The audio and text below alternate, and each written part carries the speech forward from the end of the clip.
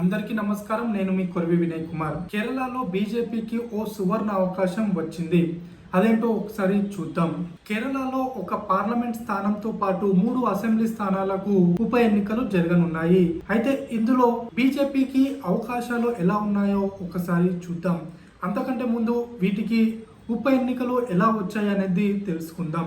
ముందు వయనాడ్ పార్లమెంట్ నియోజకవర్గానికి వస్తే ఇక్కడ నుంచి ఎంపీగా ఎన్నికైనటువంటి రాహుల్ గాంధీ ఉత్తరప్రదేశ్ లోని రాయ్బరేలీ పార్లమెంట్ నియోజకవర్గం నుంచి కూడా పార్లమెంట్ సభ్యుడిగా ఎన్నికయ్యారు. దీంతో ఆయన వయనాడ్ పార్లమెంట్ నియోజకవర్గానికి రాజీనామా చేయడంతో అక్కడ నుంచి ఉప ఎన్నికల్లో ప్రియాంక గాంధీ పోటీ చేయనున్నారు. ఆమె సునాయాసంగా అక్కడ నుంచి గెలిచే అవకాశాలు ఉన్నాయి. ఇక 3 అసెంబ్లీ స్థానాలకు వస్తే మొదటిది దేవికులం అసెంబ్లీ నియోజకవర్గం. ఇది ఎస్సీ నియోజకవర్గం. అయితే ఇక్కడ నుంచి కమ్యూనిస్ట్ పార్టీ సిపిఐఎం ఎమ్మెల్యేగా ఉన్నటువంటి ఆంటోనీ రాజా క్రిస్టియన్ కమ్యూనిటీకి చెందినటువంటి వ్యక్తి. కానీ ఆయన ఎస్సీ నియోజకవర్గం నుంచి పోటీ చేసి గెలవడంతో ఆయనపై అనర్హత వేటు పడింది. దీంతో అక్కడ ఉప ఎన్నిక జరగనుంది. ఇక మరో నియోజకవర్గం అయినటువంటి చెల్లకర అసెంబ్లీ నియోజకవర్గానికి వస్తే ఇక్కడ చెల్లకర అసెంబ్లీ నియోజకవర్గ ఎమ్మెల్యేగా ఉన్నటువంటి కె రాధాకృష్ణన్ మొన్న జరిగినటువంటి పార్లమెంట్ ఎన్నికల్లో అల్లత్తూర్ పార్లమెంట్ నియోజకవర్గం నుంచి పోటీ చేసి విజయం సాధించారు.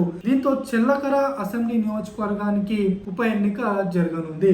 ఇక మరో అసెంబ్లీ నియోజకవర్గం అయినటువంటి పల్లకడ్ కి వస్తే ఇక్కడ పల్లకడ్ అసెంబ్లీ నియోజకవర్గ ఎమ్మెల్యేగా ఉన్నటువంటి షఫీ పెరంబల్ ను కాంగ్రెస్ పార్టీ అధిష్టానం వటకర పార్లమెంట్ నియోజకవర్గం నుంచి పార్లమెంట్ సభ్యుడిగా పోటీ చేయించింది. దీంతో ఆయన అక్కడి నుంచి విజయం సాధించారు. దీంతో పలక్కడ్ అసెంబ్లీ నియోజకవర్గానికి ఉప ఎన్నిక జరగనుంది. అయితే వయనాడ్ తో పాటు మిగిలిన చెల్లకర మరియు దేవికులం నియోజకవర్గాల్లో భారతీయ జనతా పార్టీకి అంత పెద్దగా పట్టు లేదు. ఇది వరకు వచ్చినటువంటి ఓట్లతో పోల్చుకుంటే ఈసారి గణనీయంగా అక్కడ భారతీయ జనతా పార్టీకి ఓట్ల శాతం మెరుగయ్యే అవకాశాలు ఉన్నాయి. చెల్లకర అసెంబ్లీ నియోజకవర్గానికి వస్తే ఇక్కడ 2021లో కమ్యూనిస్ట్ పార్టీ ఇక్కడ దాదాపు 54.41% ఓటింగ్ పర్సెంటేజ్ ను నమోదు చేసింది, విజయం సాధించింది. ఇక కాంగ్రెస్ పార్టీకి ఇక్కడ 28.71% ఓటింగ్ పర్సెంటేజ్ ఉండగా బీజేపీకి కేవలం 15.68% మాత్రమే ఓటింగ్ పర్సెంటేజ్ ఉంది.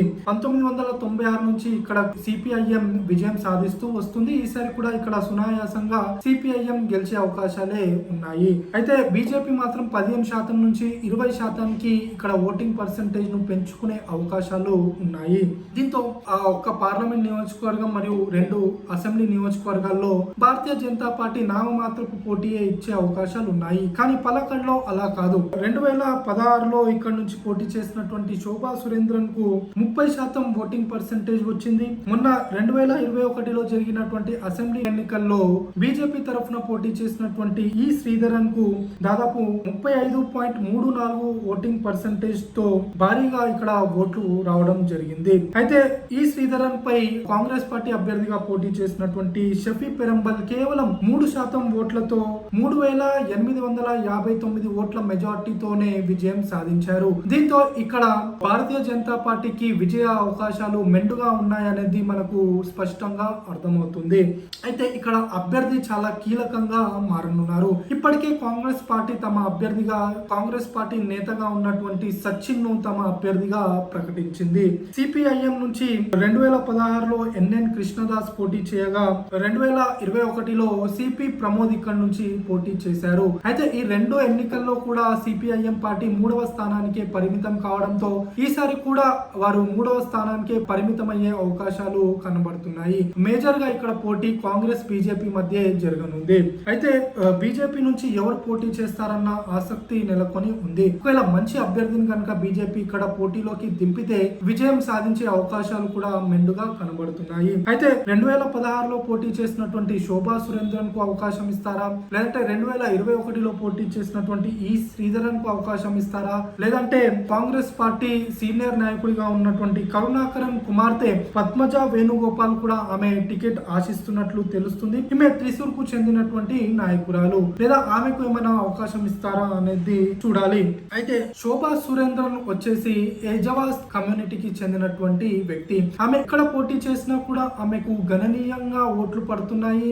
ప్రతి నియోజకవర్గంలో ఆమె బీజేపీకి 6 నుంచి 7% ఓటింగ్ పర్సెంటేజ్ ను అదనంగా తీసుకొస్తుంది. కానీ మొన్న జరిగినటువంటి పార్లమెంట్ ఎన్నికల్లో ఆమె అల్లపూజా నుంచి పోటీ చేసి దాదాపు 3 లక్షలకు పైచిలకు ఓట్లు తెచ్చుకుంది. అల్లపూజా పార్లమెంట్ లోని కాయంకులం అసెంబ్లీ నియోజకవర్గంలో ఆమెకు లీడ్ కూడా వచ్చింది. దీంతో ఆమె రానున్నటువంటి అసెంబ్లీ ఎన్నికల్లో కాయంకులం నుంచి పోటీ చేస్తారన్న వార్తలు కూడా వినపడుతున్నాయి. ఈ నేపథ్యంలో శోభా సురేందర్ ను పలక్కడ్ కు బీజేపీ అధిష్టానం పంపిస్తుందా లేదంటే కాయంకులం కోసం ఆమెను వైకెంట్ గా పెడుతుందా అనేది చూడాలి. అయితే పలక్కడ్ అసెంబ్లీ నియోజకవర్గ డెమోగ్రాఫిక్స్ ఎలా ఉన్నాయో ఒకసారి చూద్దాం. ఈ పలక్కడ్ అసెంబ్లీ నియోజకవర్గాన్ని ఇంతకు ముందు బాలాకోడ్ అని పిలిచేవాళ్ళు, ప్రస్తుతం దాన్ని పలక్కడ్ గా పిలుస్తున్నారు. అయితే ఇది తమిళనాడు మరియు కేరళ కి బోర్డర్ లో ఉంటుంది. ఈ నియోజకవర్గం తమిళనాడులోని కోయంబత్తూర్ నుంచి కేరళ వెళ్తుంటే బోర్డర్ లో ఈ పలక్కడ్ నియోజకవర్గం అనేది ఉంటుంది. అయితే ఈ పలక్కడ్ నియోజకవర్గంలో బీజేపీకి మరియు ఆర్ఎస్ఎస్ కి బలమైన క్యాడర్ ఉంది. అంతేకాదు మొన్న జరిగినటువంటి మున్సిపాలిటీ ఎన్నికల్లో కూడా పలక్కడ్ మున్సిపాలిటీని బీజేపీ కైవసం చేసుకుంది. పలక్కడ్ నియోజకవర్గంలో ఎక్కువ అర్బన్ ఓటర్స్ ఎక్కువగా ఉన్నారు. దాదాపు 80% మంది అర్బన్ ఓటర్స్ ఉండగా కేవలం 20% మాత్రమే రూరల్ లో ఈ నియోజకవర్గం ఉంటుంది. అయితే ఇక్కడ ముస్లింలు 28 నుంచి 30% ఉండగా క్రిస్టియన్లు 8 నుంచి 10% ఉన్నారు. హిందువుల్లో మేజర్ బీసీ కమ్యూనిటీగా ఉన్నటువంటి యజవాళ్ళు ఇక్కడ దాదాపు 30% వరకు కూడా ఉన్నారు. వీళ్ళు ఇక్కడ చాలా కీలకంగా మారనున్నారు. అంతేకాకుండా ఎస్సీలు 11%గా, తమిళ బ్రాహ్మణులు అలానే నాయర్లు గణనీయంగా ఈ నియోజకవర్గంలో ఉన్నారు. ఒకవేళ ఇది వరకు యజవా కమ్యూనిటీ పూర్తిగా కూడా సిపిఐఎం తో ఉండేది. కానీ గత ఎన్నికల నుంచి మనం చూసినట్లయితే ఈ యజవా కమ్యూనిటీలోని మెజారిటీ పీపుల్స్ బీజేపీ వైపు మరలారు. ఇదే విషయాన్ని సిపిఐఎం తమ అంతర్గత సమావేశాల్లో కూడా తేల్చింది.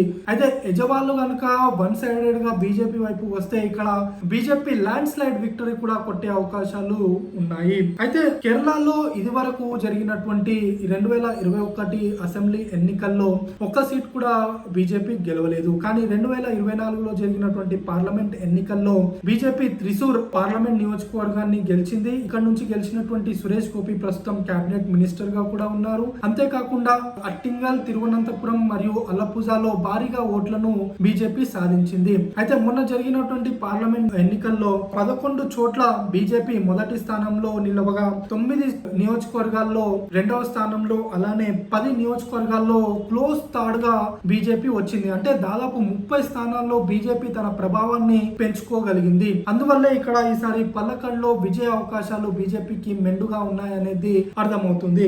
అయితే 2016లో మొట్టమొదటిసారి బీజేపీ కేరళ అసెంబ్లీలో అడుగు పెట్టింది. నేమం అసెంబ్లీ నియోజకవర్గం నుంచి ఓలంచెర్రి రాజగోపాల్ మొట్టమొదటిసారి బీజేపీ తరఫున ఎమ్మెల్యేగా ఎన్నికయ్యారు. అయితే 2021 అసెంబ్లీ ఎన్నికల్లో మాత్రం బీజేపీ ఒక్క సీట్ కూడా సాధించలేకపోయింది. దీంతో ఈసారి పలక్కడ్ కు జరగనున్నటువంటి ఉప ఎన్నికల్లో విజయం సాధించి కేరళలో బోని కొట్టాలని బీజేపీ భావిస్తుంది. అయితే తెలంగాణలో ఏ విధంగా అయితే దుబ్బాకలో బీజేపీ గెలిచి ఒక ఊపు తెలంగాణలో తీసుకువచ్చిందో అదే విధంగా పలక్కడ్ లో గెలిచి బీజేపీ కేరళలో ఒక ఊపు తీసుకురావాలని భావిస్తుంది.